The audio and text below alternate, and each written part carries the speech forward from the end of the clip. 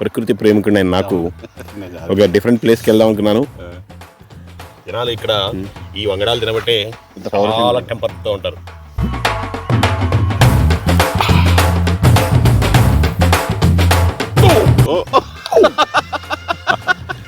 పల్నాడే చిన్నదైనా కానీ చిన్నదైనా కానీ చాలా ఘాటుగా ఉంది.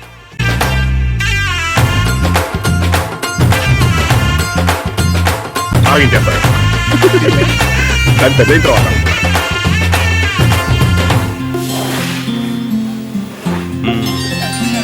Just ball touch tap don't tap. ఇగో అక్కడ ఉన్నాయి.